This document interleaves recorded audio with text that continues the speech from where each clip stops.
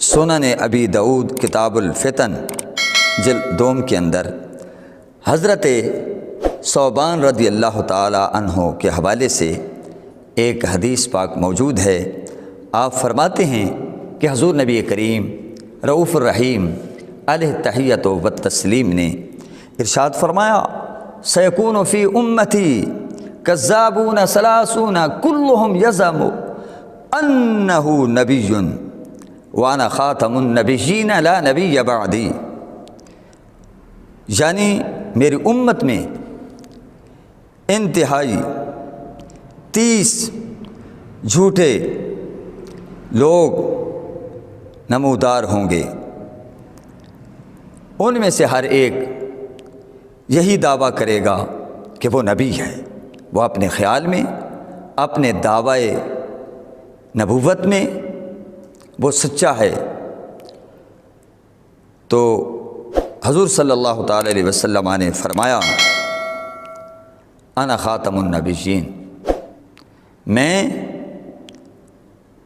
آخری نبی بن کر آیا ہوں، لا نبی بعدی، میرے بعد کوئی نبی نہیں ہے۔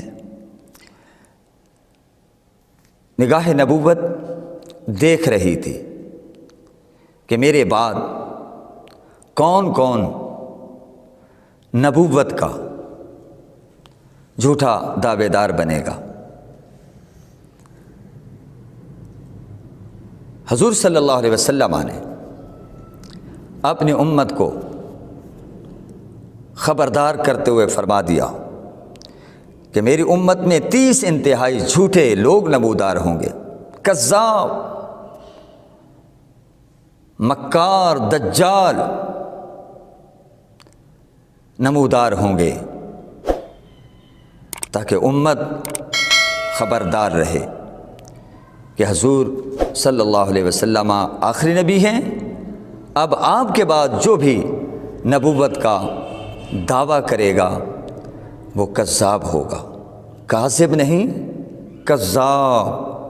ظاہر سے بڑھ کر اور کذب کیا ہو سکتا ہے، جھوٹ کیا ہو سکتا ہے کہ حضور صلی اللہ علیہ وسلم آخری نبی بن کر آئے ہیں اور آپ کے مد مقابل وہ نبی بننے کا دعوے دار ہے۔ چنانچہ ہم دیکھتے ہیں کہ مختلف ادوار میں مختلف لوگوں نے نبوت کے دعوے کیے۔ مسیلمہ کذاب سے لے کر 1400 سالہ ایک تاریخ ہے، مرزا قادیان تک، اور بھی نبوت کے دعوے دار ہوئے ہیں۔ بہرکیف سب سے پہلے حضور صلی اللہ علیہ وسلم کی موجودگی میں جس شخص نے دعوی نبوت کیا اس کا نام اسود انسی ہے۔ اس کا تعلق یمن سے تھا۔ یہ بڑا شعبدہ باز، بڑا کاہن، بڑا نجومی تھا اور بڑا شعبدہ باز تھا، چرب زبان تھا۔ تو اس نے شعبدہ بازی کے بل بوتے بہت سے لوگوں کو اپنا گرویدہ کر لیا اور اس کے پیروکاروں کی خاصی تعداد ہو گئی۔ جب حضور صلی اللہ تعالی علیہ وسلم کو اس کے دعوی نبوت کی اطلاع ملتی ہے تو حضور صلی اللہ تعالی علیہ وسلم نے مختلف عاملین کو خطوط ارسال فرمائے، جن میں آپ نے حکم ارشاد فرمایا کہ اس جھوٹے کو قتل کر دیا جائے، واصل جہنم کر دیا جائے۔ پتہ چلا جو کذاب ہو اور جھوٹی نبوت کا دعویٰ کرے وہ واجب القتل ہے۔ چنانچہ جب یہ پیغام پہنچتا ہے مختلف علاقوں میں، یمن میں، تو حضرت فیروز دہلوی سنتے ہیں، جذبات میں آتے ہیں اور اس کے گھر میں گھس کر اس کو واصل جہنم کر دیتے ہیں، اس کی گردن اڑا دیتے ہیں۔ ظاہر ہے ایسا شخص گردن اڑائے جانے کے قابل ہے۔ تو دوستو، ادھر یہ مارا گیا، فاصل جہنم ہوا، اور ادھر سچے نبی، اللہ کے آخری نبی حضرت محمد مصطفیٰ احمد مجتبیٰ صلی اللہ تعالی علیہ وسلم اپنے غلاموں کو مدینہ طیبہ میں ارشاد فرما رہے ہیں، اسود انسی مارا گیا ہے۔ بظاہر کوئی اطلاع نہیں لے کے آیا، کوئی موبائل سسٹم نہیں ہے، نبوت کی نگاہ کی دوربینی دیکھیے کہ حضور فرماتے ہیں اسے آج کی رات قتل کر دیا گیا ہے، اور اسے ایک مبارک شخص نے، بابرکت شخص نے قتل کیا ہے، جو کہ اس کے عزیزوں میں سے ہے، اقربا میں سے ہے، رشتہ داروں میں سے ہے، اسی نے اس کو قتل کیا ہے۔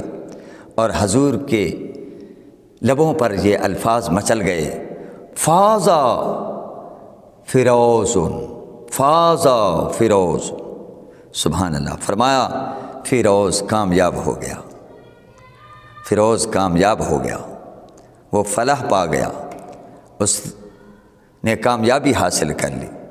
ظاہر ہے کہ یہ بہت بڑا فتنہ تھا، جو نبوت کا دعویٰ کرتا ہے یہ ایک بہت بڑا فتنہ ہے، بل فتنہ تو اشد من القتل، اور فتنہ جو ہے وہ قتل سے بھی زیادہ شدید ہوتا ہے۔ بہرکیف اس کو حضرت فیروز دہلوی رضی اللہ تعالی عنہ نے واصل جہنم کر دیا۔ اس کے بعد ہم دیکھتے ہیں دوسرے نمبر پر جس ملعون نے، کذاب نے، مکار نے، دجال نے نبوت کا دعویٰ کیا، وہ مسیلمہ کذاب بن سمامہ ہے، جس کا تعلق یمامہ سے تھا، اور یہ خود کو رحمان الیمامہ کہلاتا تھا۔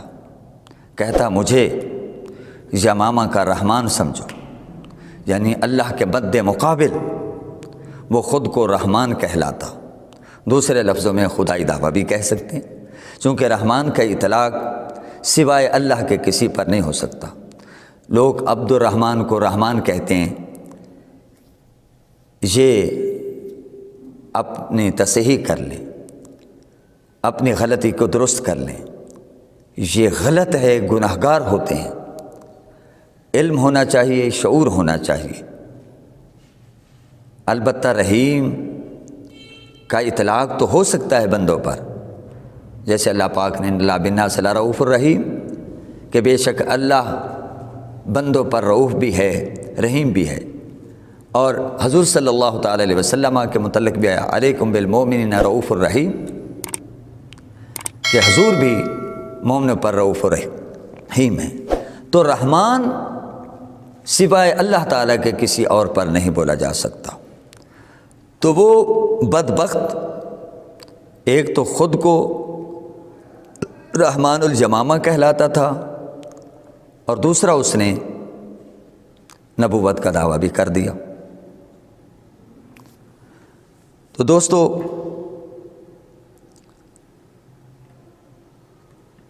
ایک دفعہ جیسا کہ سیرت نگار لکھتے ہیں کہ یمامہ سے قبیلہ ابی حنیفہ کا وفد آیا، جو 17 افراد پر مشتمل تھا، اور جن میں یہ مسیلمہ کذاب بھی تھا۔ باقی 16 افراد تو مشرف باسلام ہو گئے، حضور کے چہرے کو تکا، نبوت کا نور چمک دمک رہا تھا، تو اسلام قبول کیے بغیر رہ نہ سکے۔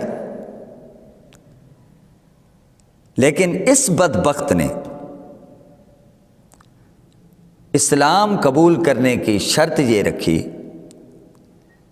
کہ اگر مجھے محمد رسول اللہ صلی اللہ علیہ وسلم اپنے بعد جانشین مقرر کر لیں، نائب مقرر کر لیں،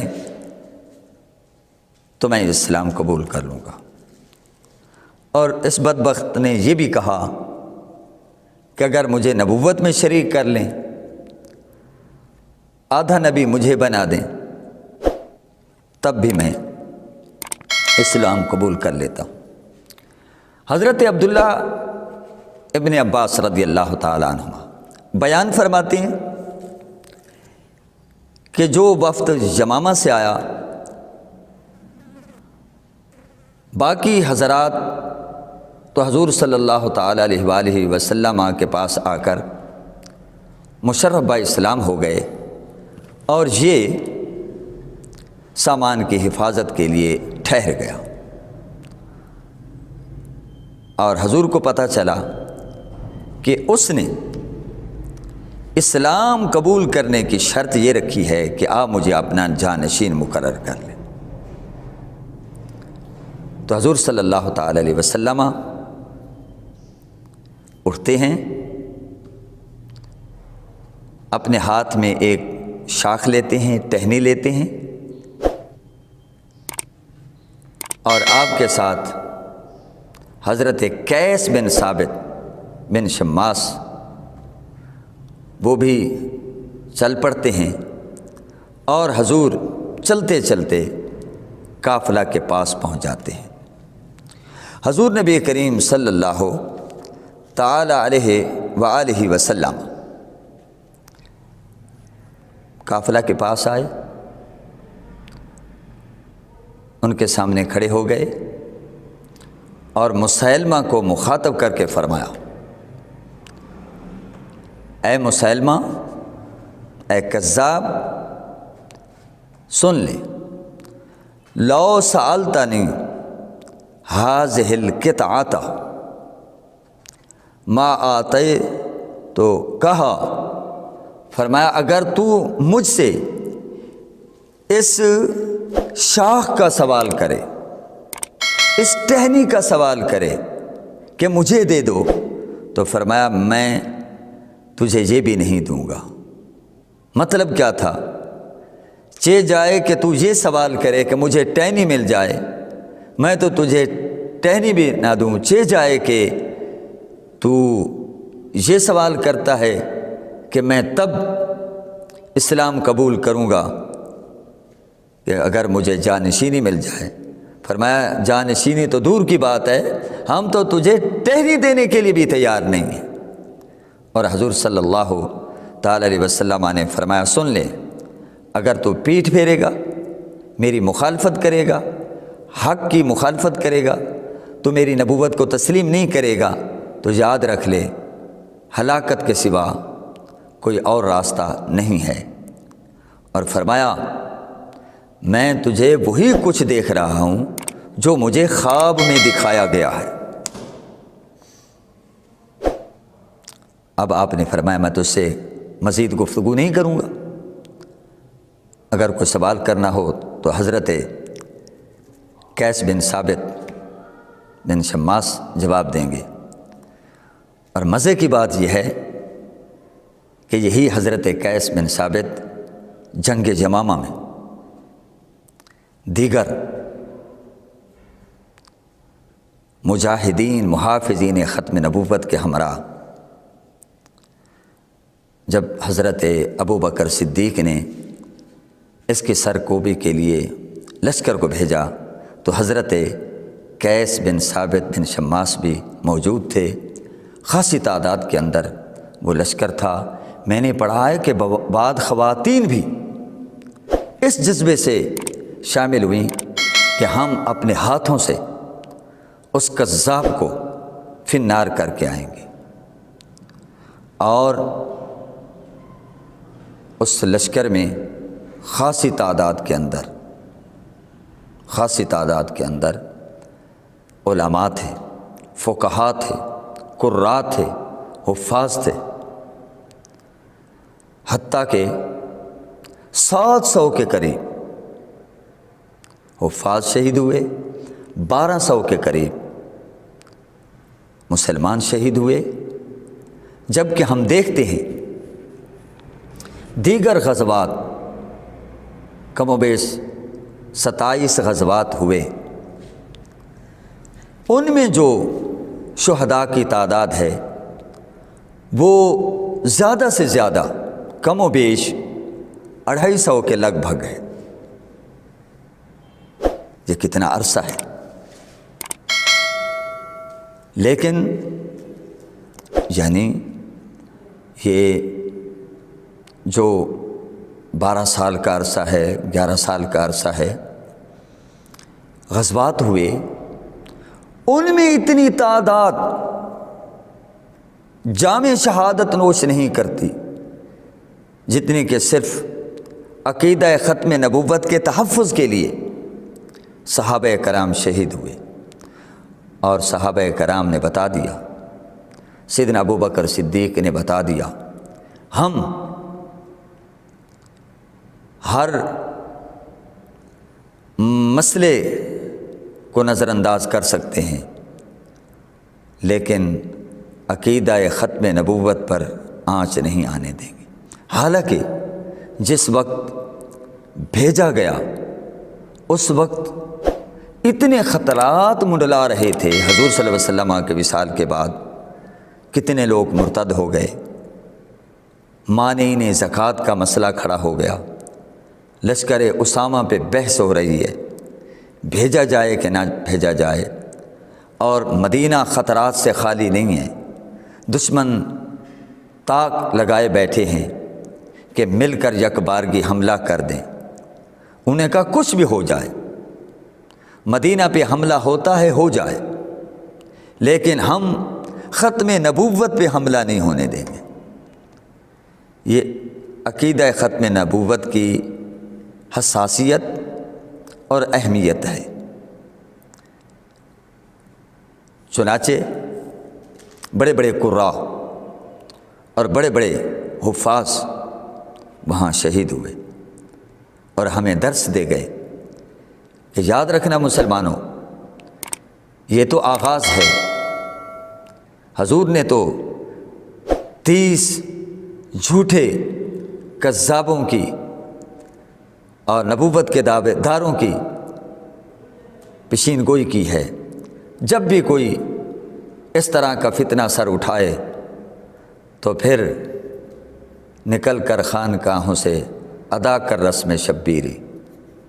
سب سے بڑا مسئلہ پھر تمہارے لیے یہی اہم ہوگا کہ تم اس فتنے کو ہمیشہ ہمیشہ کے لیے دفن کر دو۔ تاریخ گواہ ہے کہ الحمدللہ صحابہ کرام ہوں، تابعین ہوں، تبع تابعین ہوں، ائمہ مجتہدین ہوں، مختلف ادوار کے اندر جب بھی اس طرح کے فتنوں نے سر اٹھایا تو حضور کے غلاموں نے، محافظین ختم نبوت نے آگے بڑھ کر اس فتنہ کو دفن کر دیا۔ بھر کے ہر دور کے اندر یہ فتنے اٹھتے رہے۔ تو دوستو، اگر جھوٹے نبی پیدا ہوتے رہے تو سبحان اللہ محافظین ختم نبوت بھی پیدا ہوتے رہے۔ اگر مرزا جھوٹا کذاب دجال مکار نمودار ہوا تو اس کی سرکوبی کے لیے پیر مہر علی شاہ بھی حضور کے اشارے سے میدان عمل میں اترے۔ پیر جماعت علی شاہ مولانا نواب الدین رمداسی رحمۃ اللہ علیہ، مولانا غلام دستگیر خان، اور پھر تحریری طور پر دنیا اہل سنت کے عظیم امام اہل سنت مولانا اشا احمد رضا خان بریلوی، اور آپ کے تلامذہ، آپ کے اسٹوڈنٹس، آپ کے شاگرد، اور پھر غیرت مند علماء اہل سنت میدان عمل میں آئے، اور مرزا ہزار دعووں کے باوجود کہ میں تیار ہوں، جب حضور کے غلام سامنے آئے تو پھر اس کو جرأت نہ ہوئی۔ اس پر تو ہم انشاءاللہ مزید آئندہ گفتگو کریں گے۔ تو بہرکیف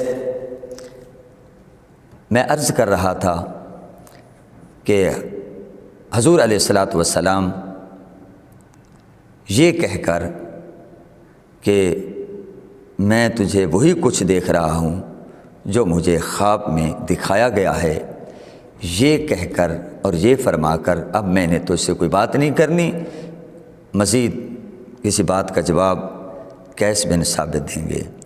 حضور یہ فرما کر واپس تشریف لے گئے۔ محترم حاضرین، حضرت عبداللہ ابن عباس رضی اللہ تعالی عنہما بیان کرتے ہیں کہ میں نے حضرت ابو ہریرہ رضی اللہ تعالی عنہ سے سوال کیا، اے جناب ابو ہریرہ، حضور علیہ الصلاۃ والسلام کے اس ارشاد کا کیا مطلب ہے کہ مجھے جو کچھ دکھایا گیا ہے میں تجھے وہی کچھ دیکھ رہا ہوں، اس کا کیا مقصد ہے؟ تو حضرت ابو ہریرہ رضی اللہ تعالی عنہ نے فرمایا کہ مجھے حضور صلی اللہ تعالی علیہ وسلم نے بتایا، ارشاد فرمایا کہ میں سو رہا تھا، عالم منام میں تھا، میں سو رہا تھا، تو میں نے خواب میں دیکھا کہ میرے ہاتھوں میں سونے کے کنگن ہیں، ایک اس ہاتھ میں اور ایک اس ہاتھ میں۔ میں نے دیکھا تو مجھے عجیب بھی محسوس ہوا اور بہت سخت معلوم ہوا، یہ میں کیا دیکھ رہا ہوں کہ میرے ہاتھوں میں سونے کے کنگن ہیں۔ تو مجھے نیند میں ہی، خواب میں ہی وحی کی گئی کہ آپ پھونک مارو، یہ اڑ جائیں گے۔ تو میں نے خواب میں ہی وحی الہی کے ذریعے حکم پا کر پھونک ماری، بس پھونک مارنا تھا، وہ دونوں سونے کے کنگن اڑ گئے۔ آپ نے اس کی تعبیر یہ لی کہ ان دو سونے کے کنگنوں سے مراد دو جھوٹے نبوت کے داعی ہیں، ایک اسود انسی اور ایک مسیلمہ کذاب۔ اس حدیث کو امام بخاری نے کتاب المغازی کے اندر نقل فرمایا ہے۔ حضرات محترم، اسی طرح پھر ایک لائن لگی ہوئی ہے، طلحہ بن خویلد ہے، مسلمان تھا، اس نے بھی اعلان نبوت فرمایا۔ جب خالد بن ولید اس کی سرکوبی کے لیے گئے تو یہ روپوش ہو گیا، پھر یہ آ کر کلمہ پڑھتا ہے، مشرف اسلام ہوتا ہے، بہرکیف اپنی صحابیت تو کھو بیٹھا، تو پھر تابعی کے درجے پر آ گیا۔ اور اسی طرح ہم دیکھتے ہیں چوتھے نمبر پہ شجاع بنت حارث، عورت جو بڑی خوبصورت تھی، بڑی حسین و جمیل تھی، تو بڑے بڑے لوگ اس کے حسن میں آ کر فریفتہ ہو گئے اور دھڑا دھڑ اس کو نبی ماننے لگے، اور جب اس کے خلاف بھی لشکر پہنچا تو وہ بھی روپوش ہو گئی۔ اس کے بارے میں یہ بھی آتا ہے کہ اس مسیلمہ کذاب نے اس سے شادی کر لی تھی، حق مہر کا مطالبہ کیا تو وہ مکر گیا، انکاری ہو گیا، تو آپس میں علیحدگی ہو گئی۔ تو اس کے بارے میں دو روایات ہیں کہ پھر یہ روح پوش ہونے کے بعد اس نے توبہ کر لی تھی، پھر گوشہ نشیں ہو گئی، عبادت گزار ہو گئی، پھر اس کا وصال ہو گیا۔ بعد نے یہ کہا کہ یہ توبہ کیے بغیر مر گئی، واللہ عالم۔ بہرکیف جھوٹے مدعیان نبوت کی تو ایک لین ہے، مگر ہم نے علامت کے طور پر ابتدائی طور پر جنہوں نے نبوت کا دعویٰ کیا اور صحابہ کرام نے ان کو ٹھکانے لگایا۔